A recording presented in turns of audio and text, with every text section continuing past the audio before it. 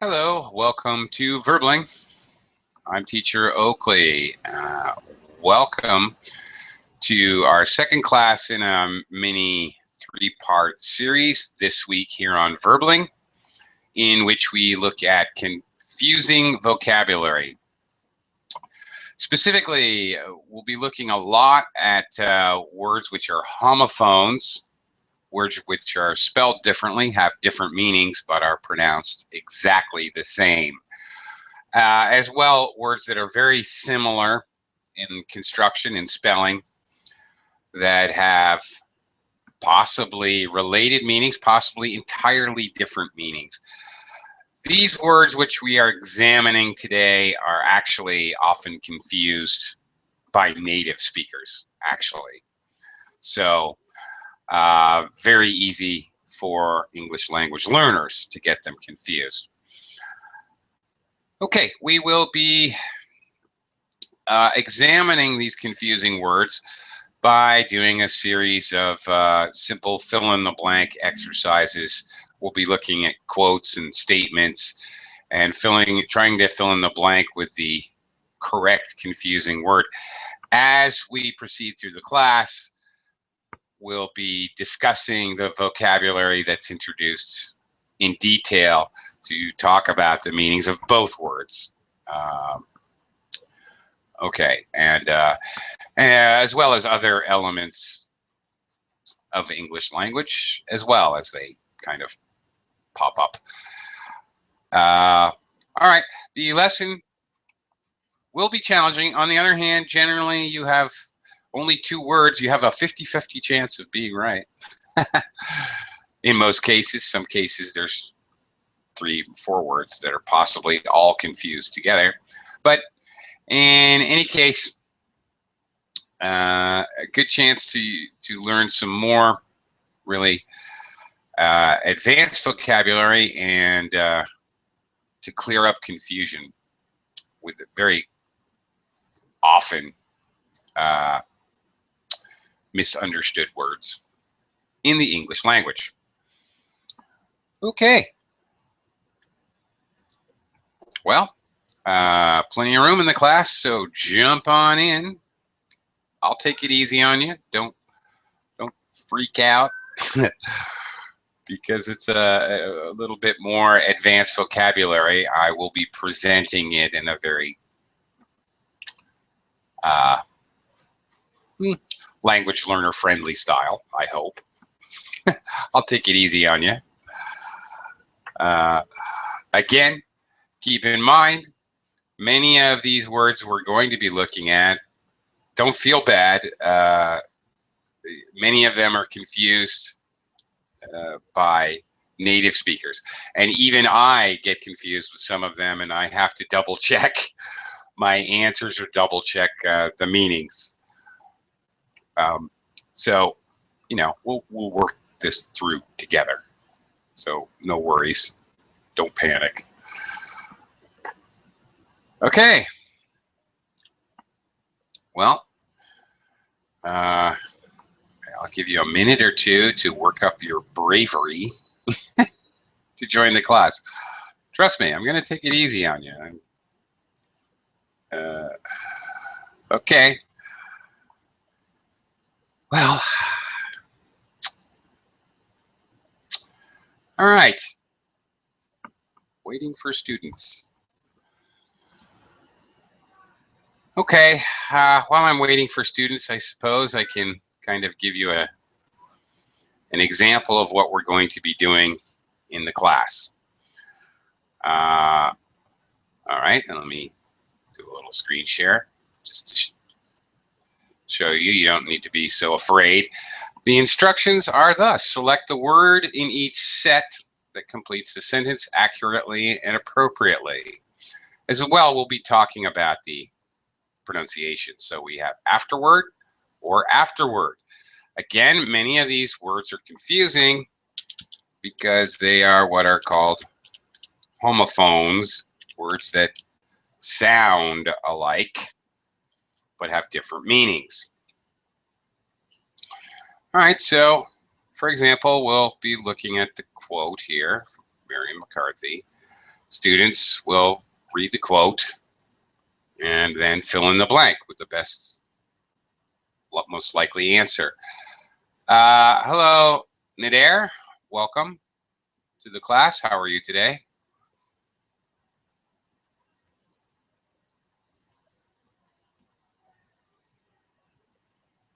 Nader, are you here? Oh, hi. Hi. Hello. You're welcome. Okay, plenty of room in the class for others to join us. I'm okay. I'll be better if we get some more students. But okay, let's look at our first example here in Nader. We can do this together. Afterward. Often, by the way, you notice the S in parentheses. Often this is pronounced afterwards. And either version is usually acceptable, interchangeable. Afterward or afterward.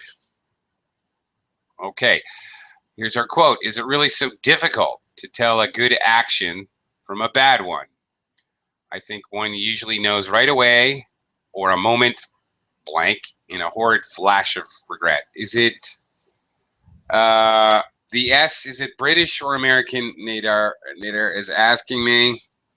I think maybe to some degree, but I think both Brits and Americans use both. I think Americans tend to use the S more. But honestly, I don't think it really makes much difference. Okay, what do you think is the proper word to fill in the blank with here? Nader, you're welcome. It's going to start with after. Which do you think? Is it with an A or with an O? What do you think, Nader? Suspense. Words. Well, no. It's actually with an A. Okay. A moment afterward. Eek. Afterward with ARD refers to actually time. All right. I had lunch, and afterward I opened up Verbling to teach a class. Yes, I did. Okay. It is going to be interesting, and I think this would be actually challenging for native English speakers. But yeah, I think that's, maybe people think it's too advanced, but it's on the other hand, native speakers, beginner through advanced, would find this useful, I think. So really, I think upper beginner to highly advanced English language learners would find this useful as well. No need to be nervous. Okay, afterwards is a time word, meaning after. Just really, okay, I think one usually knows right away or a moment after. Really, the word part is just really a way to exaggerate that it's after. It really has almost the same meaning as after, the word after itself, which we all know. Afterward, with the word word, with an O here. This is, you will commonly see this if you read English novels. It's very similar to an epilogue, okay? Pretty much the same thing, actually. An epilogue in a novel or a book is after the story is finished. It's reached its climax. The story is really finished. Sometimes you'll see a kind of epilogue. What happened to the characters after?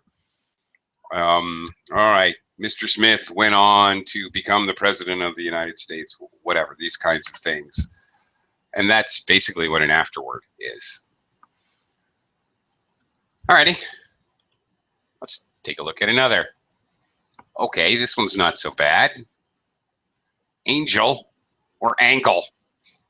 These are not homophones. These are not pronounced the same. They're just similar spellings, a little mix in spelling. Yeah, this should be a fairly straightforward. Although it's used in a very kind of specific way, though. All right, looking at it, he looked about as inconspicuous as a tarantula on a slice of what? Angel food or angle food? We are going to see different elements of. Oh, I got you again there. Actually, the answer would be angel food. Whoops, no, not angle. Sorry, I misspelled. Angel food. Oops. Okay. Angel food, or usually sometimes just called angel food, but Americans anyway usually call it angel food cake. It's a type of very fluffy cake. It's sweet. It's very airy. It's very light. It's spongy. It's like a sponge. It's just like a sponge, the consistency. Right. Angle. Right. Well, obviously, you know the meaning of angle. Angel, okay, here we see angel food. So this is a very specific name of a type of, very specific type of food, a cake, a dessert, kind of, yeah.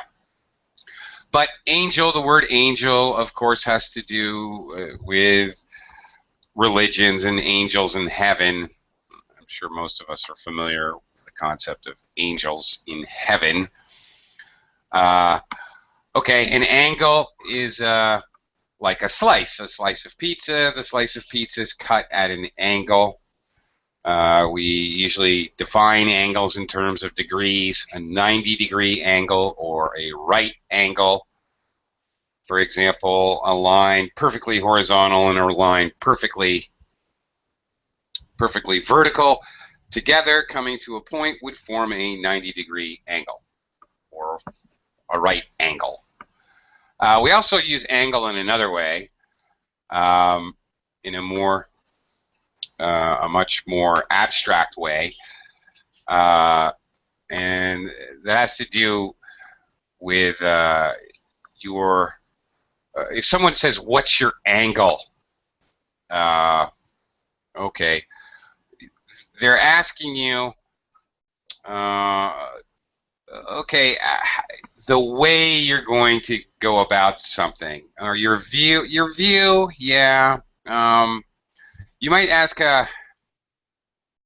well, not really your view or your take on things. It's more like this. A salesman may ask another salesman, how do you go about selling your product? What's your angle? How do you get the customer interested? So I used to sell vacuum cleaners, and the angle they wanted us to use was to tell the people, oh my God, there are hundreds of thousands of millions of tiny little dust mites in your house. And these are disgusting little bugs that you need to get rid of. Who wants bugs everywhere? So you need to buy our vacuum cleaner. That was the angle that they wanted us to use. Method, yeah, closer to method. Yeah, that's it. Okay. Also, to angle, third meaning of angle, again, G-L-E, is fish. Simply the act of fishing. You are an angler. If you are a fisherman, you are angling when you are fishing. So lots of meanings there. Okay, let me welcome Ken to the party. Hi, Ken. Yes, party goes on. Party on. Party on, Garth. Okay, Ken, let's give you a shot at this. We're looking at often confused words. Often they're confusing because they sound a lot alike, or they're spelled a lot alike. Okay, number 3. Give it a try. Okay, a National Academy of Sciences would be unable to give a blank decision if I asked whether the sun would rise tomorrow. Give do I have a kind of word choice or something? No? Here they are, anonymous or unanimous. A choice of two. You've Ah, got okay, okay, I a got it. 50-50 chance. Mm. Give a national person would be unable to give a nom and second one, I think. Yes. Okay. Yeah. Sometimes you in English is pronounced like umbrella, and Mm. sometimes it's pronounced with a Y sound like university. So Mhm. here it's like Y sound. So it's unanimous. Yeah. And you are absolutely correct. What is the meaning of unanimous? Everybody agree. That's right. So very often co-located with decision. Mhm. Really often co-located with decision. It's an adjective, almost always together with the noun decision. Everyone agrees. It's unanimous. All right. How about anonymous, Ken? Do you know the meaning of anonymous? Anonymous is without name. That's right. Yeah. Unidentified. An anonymous letter without a name. That's it. Very good. Piece of cake, Ken. Oh, Excellent. thank you. All right. Absolutely. Kicked it right there. Very, very good. Perfect. Okay. Oh, wow. This one's a little more challenging. Nader. Ardent or arduous? Ooh, tough one. Uh, okay.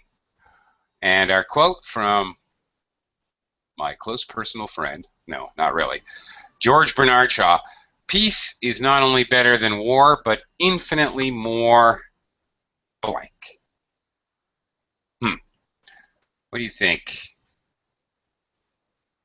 What do you think, Nader? Arduous, yeah, and I would totally agree. So the meaning of arduous, any idea? Arduous is correct. Whoops, I always forget the first U. All right. Can you think of a synonym for arduous? Yeah. I can think of a fairly simple one. Yes, exactly. You read my mind. Okay. Um, okay, very good. Arduous, difficult. Very simple. Arduous means difficult. Has the one meaning. It's an adjective meaning difficult.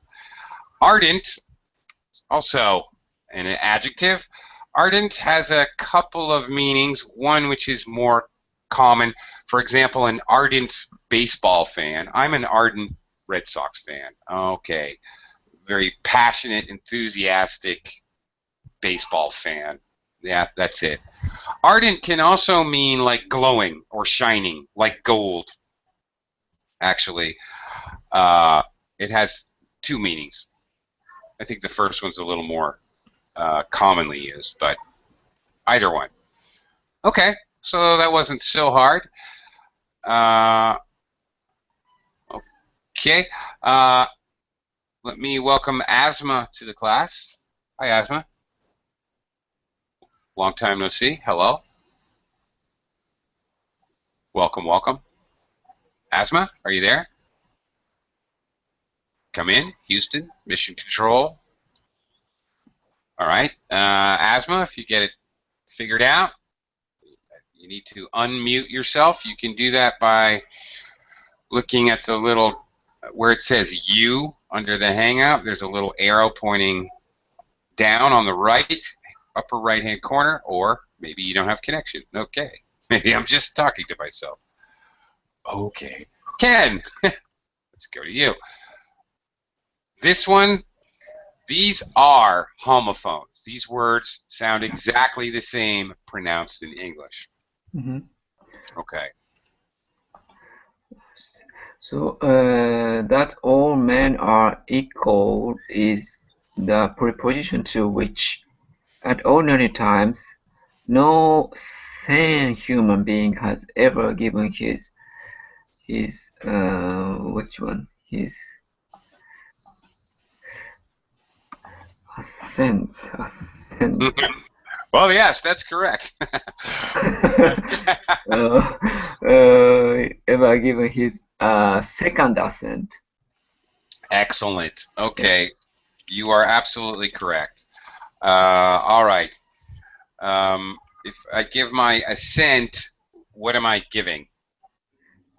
Basically, Agreement. my agreement. Yeah.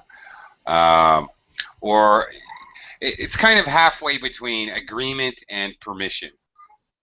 Okay. It's like saying, okay, can I borrow a pencil? I give you my assent to borrow a pencil. Okay. Although that would be ridiculously formal for such an example. It's a more formal word, but Yeah. yeah. What is this sentence mean? There all men equals to prepositions. Okay, well, one of the presuppositions of, for example, the American Constitution, all men are created equal. Okay, it's a proposition, it's an idea to which normally no sane person, no person that's not crazy, has ever given his agreement to. Okay. Aldous Huxley, being, of course, the cynical So novelist that he is. that means all men equal. Yeah, the Yeah. idea that all men are equal, nobody really agrees with it, is the idea here. Really, everyone likes to say all men are created equal, but when it comes down to it and you ask an individual person, he would never really agree with that. Kind of irony. Yeah. Okay, I got it. Yeah, definitely. How about the other assent we're seeing here, the first one? Any idea what that means? Maybe to rise. Very good. It's the opposite of descent. Mhm. You Oh, yeah. descend down a hill. You ascend up a hill. So ascent is rise. Perfect. Great. Okay, you guys are killing it here. All right. Oh, this one's a piece of cake here. Nidair? Band or band? Again, homophones. They sound exactly the same. The first modern jazz band ever heard in New York, or perhaps anywhere, was organized at the Marshall. Okay, this is going to be band or band?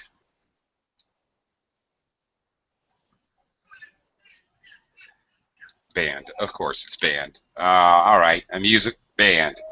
Of course. A band, you can have a band of jackals. You can have a band of brothers. Okay. It means any kind of group of people, really. A group of jackals are not people. Okay. Group of things alike. Um, yeah. Well, living things. Okay. The second one, banned. If something has been banned, it is prohibited. Precisely. Okay. Yeah, Band of Brothers. Yeah, that is, in fact, a movie series or, I don't know, televised series, whatever. Absolutely true. Okay, great. Piece of cake. Ken, Boulder or Boulder? Boulder or Boulder? There's a giant sandstorm.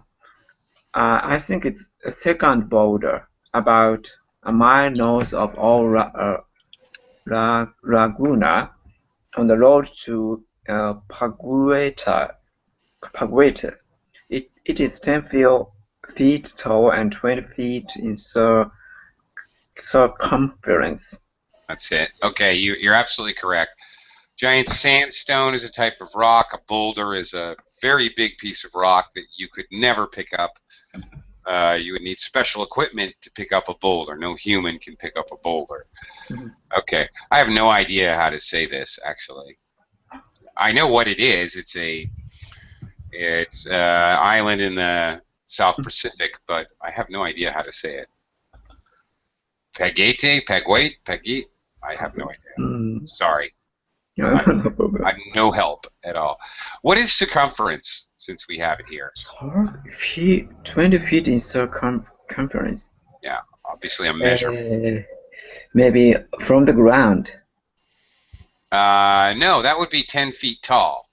So from the ground to the top with 10 feet tall, 20 feet in circumference. 10 feet tall, 20 feet in the kind of wide. 20 feet wide. Kind of. Have you ever measured your waistline? Do you know what size pants you wear? Yes. Right, I'm sure you do. We all do. Right. Your waistline, or how big your belt is, that is your circumference. That's what you're measuring. Okay. The measurement around a shape. That's it. Okay, so yeah, Boulder, rock. By the way, there's Boulder, Colorado, name of a city in the United States. And then Boulder, the first one. What is Boulder, the first one? First one is Colorado town's name. No, the second one is actually the name of really? Colorado. Yeah. First one is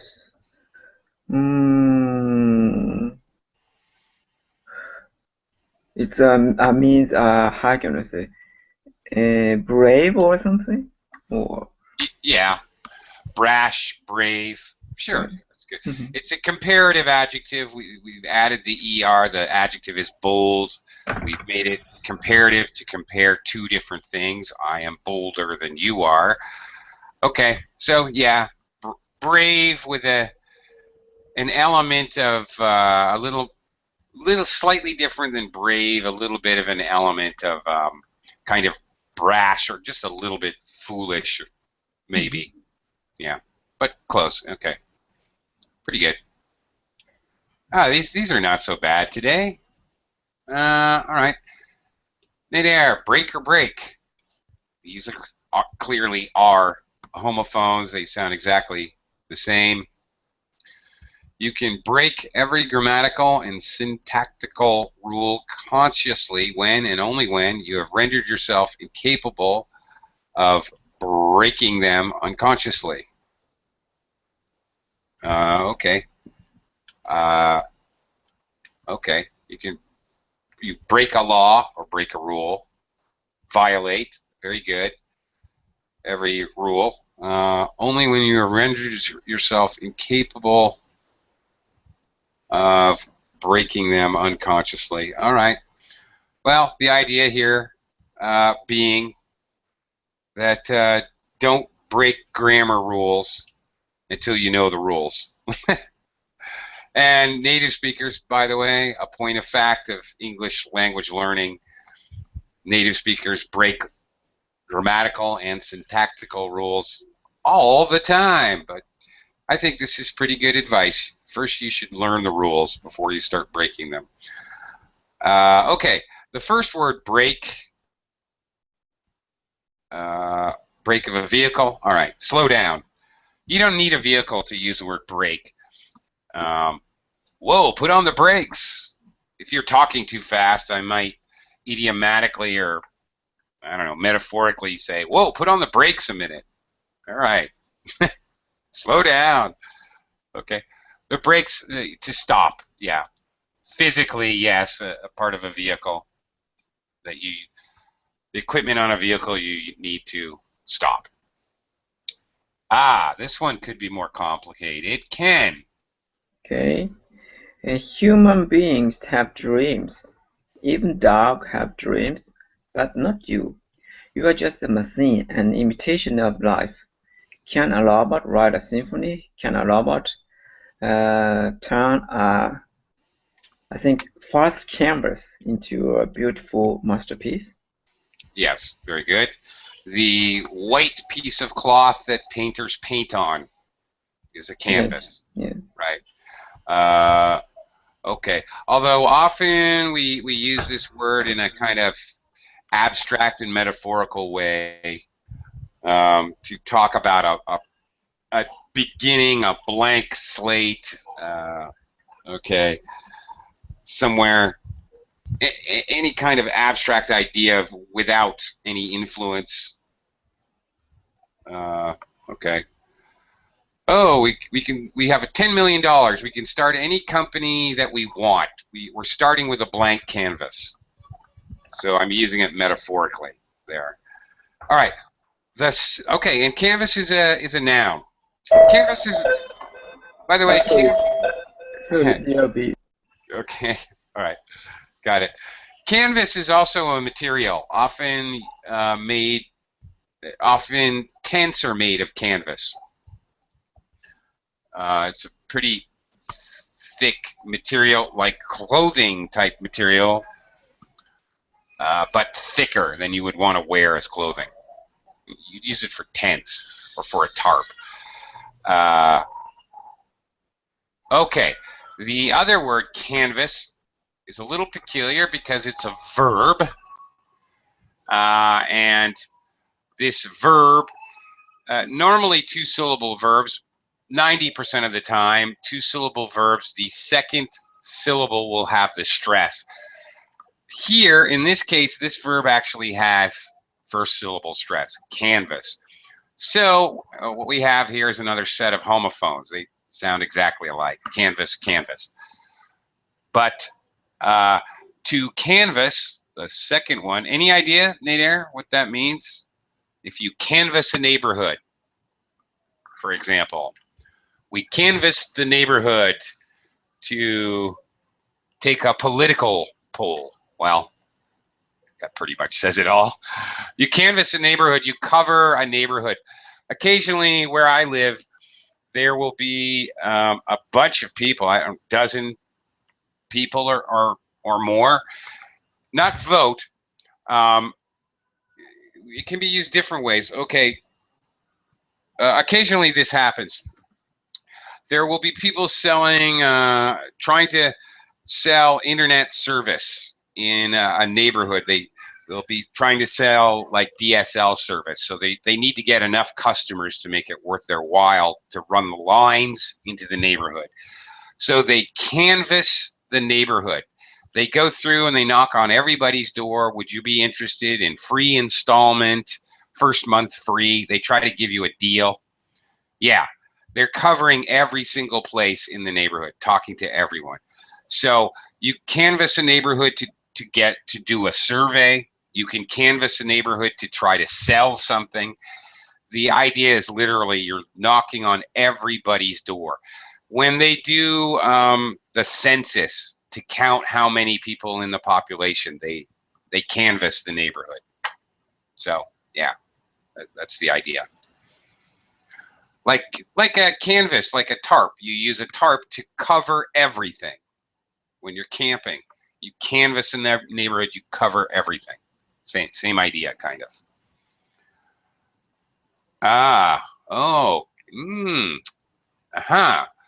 Okay. Chafe or chaff? Chafe or chaff? Ooh, here's a tough one. It's chafe or chaff. Okay, this is a tough one because nobody knows the meaning of chaff, even though it is used in a pretty common idiom. Okay, let's take a look. Human males are unique. Fathers continue to regard their sons as children even into adulthood, and sons continue to blank against what they perceive as their father's expectations of them. What do you think here? There. Chafe or chaff? No idea. Unfamiliar with these, okay? To chafe would be a verb, the first one. Here it's being used as an infinitive verb. So, to chafe, for example, to chafe. How can I give an example that won't be too disgusting? When something rubs against you and rubs against you and rubs against you, like some clothing that doesn't fit well. Often used for clothing that doesn't fit well. It rubs against you and rubs against you and rubs against you and irritates you. And it pushes against your skin and rubs against your skin in an irritating way. It may cause a red mark. It may cause a sore spot on your skin. It chafes. More than itchy, worse than itchy, because it actually could be painful. It actually could open the skin. Okay, so that is the very physical meaning of the verb. The abstract meaning is not a far leap. The sons continue to chafe against their fathers. They push against them. They rub against them in a negative way, that causes friction. Well, there you go. If there's friction between two people, this is a common idea, abstract idea. There's too much friction between Bob and Edward. They can't work together. Okay, they rub against each other in an irritating way. That's chafe, actually, in the physical and the abstract. Now, chaff. Okay. Have you ever heard this expression? Separate the wheat from the chaff. It's an idiom. Okay, we need to separate the wheat from the chaff. The good part, the useful part, the wheat you can eat and make bread, from the chaff. Pick the good stuff. That's right. Exactly. From the bad. The chaff is what's left over from wheat. We don't eat the chaff.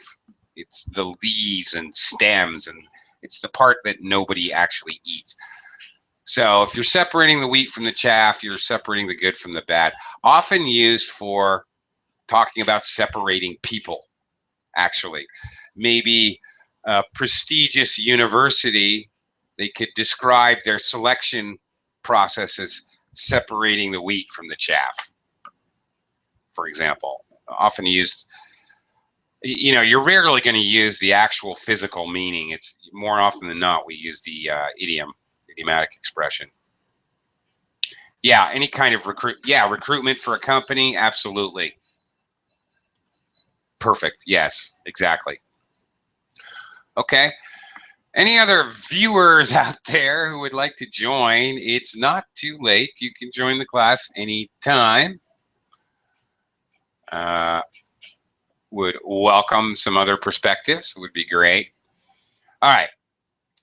Oh, wow, okay. All right, this one's gonna take a little brain. We're gonna have to use a little, we're gonna have to use our noodles here. Childish or childlike? Okay. It's going to be a tough one to explain. All right. But at least I get to read a quote from one of my favorite movies, Ferris Bueller's Day Off. The key to faking out the parents. I remember this part. It's in the beginning of the movie. The key to faking out the parents is the clammy hands. It's a good non-specific symptom. I'm a big believer in it. You fake a stomach cramp, and when you're bent over moaning and wailing, you lick your palms. It's a little blank and stupid, but then so is high school. Okay. Childish, what do you think? Childish or childlike? What's your guess? Childish, and I agree. Okay. It's a little childish. Okay. The emphasis here on childish, I don't know so much negative or positive. Have you? You saw that movie? It's a classic. Oh, okay. It's a classic. It's a good example of 1980s Americana, American culture. Definitely. Okay. Anyway, childish. It's a little childish. Okay, it has to do with like mental or emotional maturity. Okay, if someone is being childish, and usually we use this obviously about an adult who's acting emotionally like a child, or intellectually like a child. Okay, that's basically what we're talking about with childish. Don't be so childish. Grow up. Okay. Childlike, however, childish is definitely negative. You know, if you're calling somebody childish, that's not a compliment. You're calling them immature. Childlike, however, well, okay, it's, I guess, neutral. I wouldn't call it positive. Call it. It could be positive. I don't know. It's tough. It reminds you of childhood. Good, very good. I the first time I was in Tokyo, I looked at all the bright lights with childlike wonder. It reminds me of the childhood. So neutral, more or less. Reminds you of childhood. That's very good. But we can also use childlike to talk about somebody who has maybe mental problems, maybe physically something wrong with their brain, and he acts very childlike, like a child. We actually mean he acts like a child, like a 40-year-old who plays with trucks, for example. Okay, so there's really kind of two slightly different meanings there. Childlike wonder is a very common collocation. Oh my goodness. All right, the next one. Deprecate or depreciate, not a homophone. They are pronounced differently. This one is tough. I agree. Many words in English are tough. Pardon me. When they have similar prefixes, and you know these are both probably D something. Chances are they're going to be negative. All right, let's try it out. Those who profess to favor freedom, yet blank agitation, are men who want crops without plowing up the field.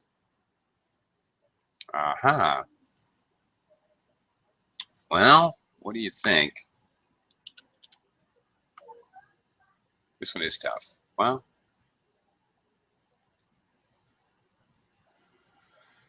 what's your guess?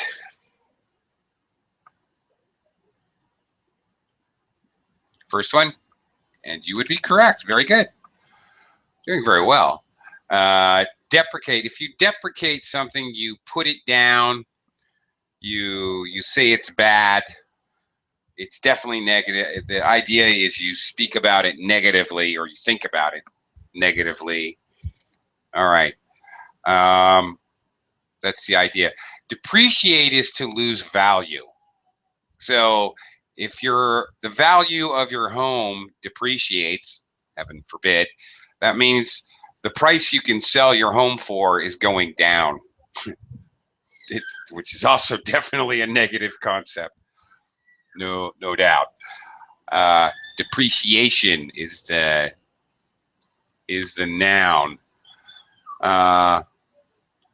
Cars. You buy a brand new car and it depreciates the second you drive it off the car lot. If you buy a brand new car for $25,000, the second you drive it off the car lot, it depreciates and it's now only worth $20,000.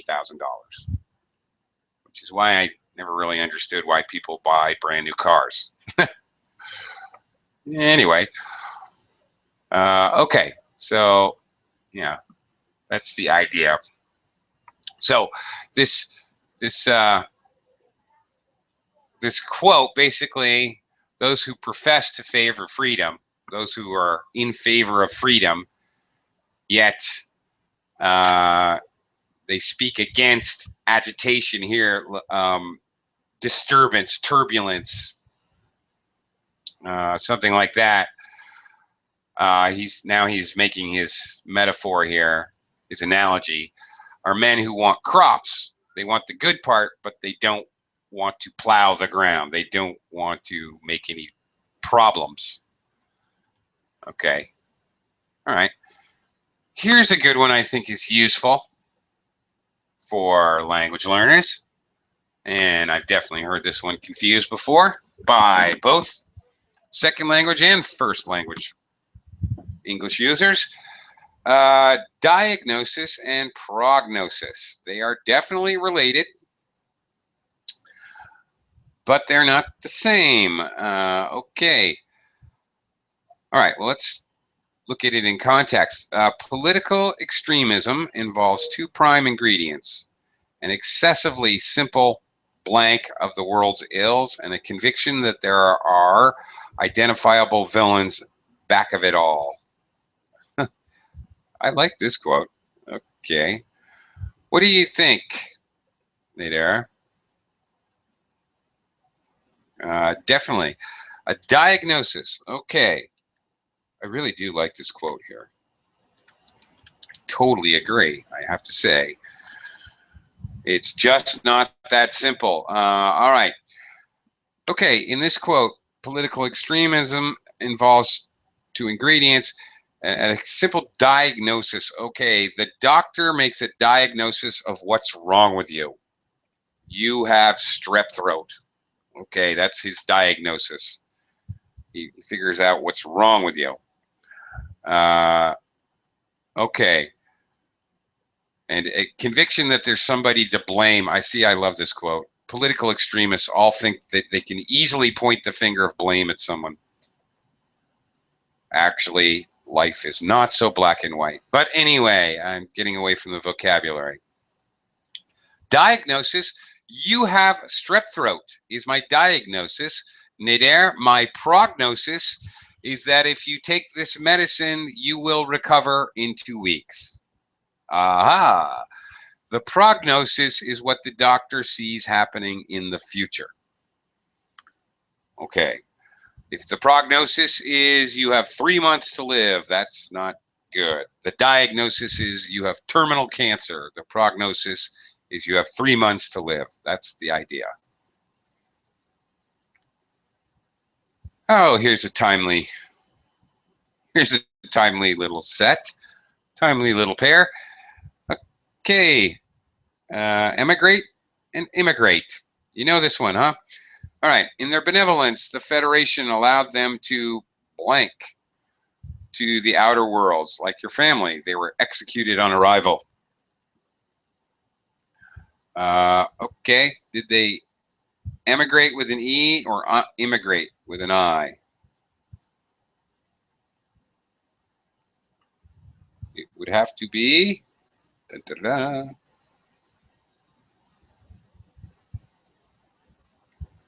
No, actually. No. Actually, it would be emigrate. You emigrate or leave a country. Okay. So the Federation allowed them to emigrate or leave to the outer worlds. So they left from one place. I emigrate. The act of actually leaving is emigrating. Immigrating is the act of coming into. So they emigrated from the Federation. They immigrated to the outer worlds. Okay, emigrate is out. Yeah, you immigrate in. That's right. Okay. You emigrate from. But in this, okay, this wording in the sentence is a little tricky. The idea that one place allowed them to blank to another place, to emigrate to. Yeah. So it allowed, because we have allowed them to, so we're letting them leave, is the idea. Emigrate, leave, immigrate, enter. Okay, which is why when we talk about illegal immigration, we're talking about people coming in. That's right. The immigration problem in Europe, people coming in. Im and in. Yes, that's a good mnemonic device to help you remember. Yeah. Okay. Our next pair, evoke or invoke. Well, both verbs used in a as an infinitive here in this particular quote. Good writing is supposed to blank sensation in the reader. Not the fact that it is raining, but the feeling of being rained upon. Uh-huh. Okay, evoke. Yes. Okay, this one's a little tough to explain the difference. Evoke. Okay. Um, is to awaken ideas or feelings. Really, it goes. Actually, it does go with the quote. Get the sense of, bring the idea of. Okay, that's it. You often use evoke with memories. Something evokes memories. A smell, a certain smell can evoke memories of something. That's very common.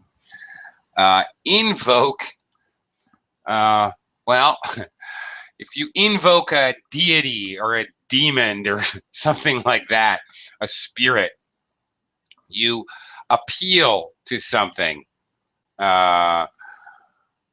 You could, let's see, you you could appeal for something or ask for something, or it could mean to cite something. You can invoke a demon. You want to call up a demon. You can invoke the Fifth Amendment. I plead the Fifth. I don't want to say anything. Okay, I'm calling on it. I'm using it. I'm calling it up. I'm invoking it to protect myself in a law situation. Use it. Yeah. Okay. That's right. You invoke a devil. You're trying to use it. You're calling up a devil, for example. Okay. Yeah. That's pretty good. Okay. Okay. Exhort or extort. Here's an interesting one. All right. Let's look at the quote, Carmen. I don't think it's right that you should blank money from the college. Okay. What do you think here?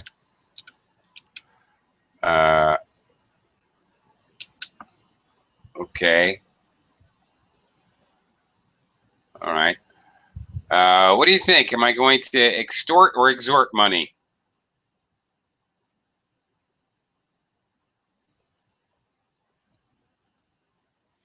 Extort, and I would agree. Extort, extortion, extortionism is the family. When you extort money, it's a little bit like bribery. Okay, maybe if you don't publish certain pictures or certain information, you can get favors or money from somebody. Basically, it's blackmail, actually. Extortion. You agree to do something or not do something in exchange for favors or money. That's extortion. Exhort, the first one, also an action you do to somebody. You exhort them, you strongly encourage them, even it has a stronger meaning than encourage. It's more like manipulate. A very strong encouragement, maybe that uses emotional ploys, or so they're actually a little bit similar. Extort is definitely negative. Exhort is, I can't say negative, but borderline. You're really trying to manipulate someone. Urge, yes, urge in a strong way. Yeah, urge is good. Okay, there's a little bit of an element of, it's not something slightly negative about it. I think usually it's used in a slightly negative way. Garner or garnish. Oh my goodness. Okay. This is another one that's difficult and easy to confuse because they're semi-related meanings, or at least a couple of the meanings are. All right, looking at the quote. We blank our treasures, our jewels so bright, and we worship our idols of clay. Okay. Garnish, like on the top of a cake, yeah, or a lovely piece of parsley and a tomato rose on your plate. These are garnishes. That's true. Yes, decorations in food are called garnish. That is one meaning. Okay. Another meaning of garnish, though, is a little bit different. What do you think is the correct word here? Do you have any idea?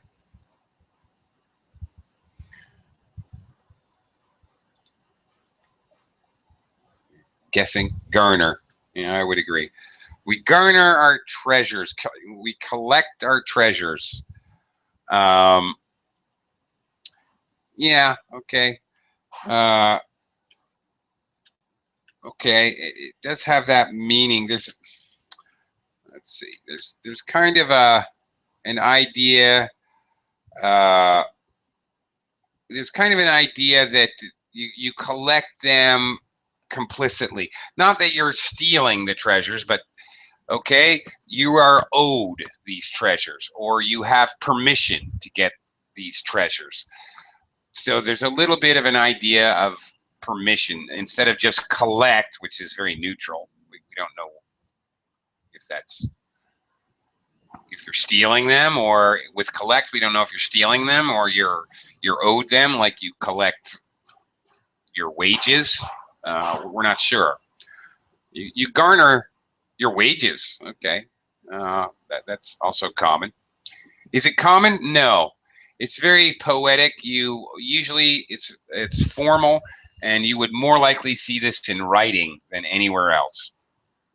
So no, it is not common at all in everyday use.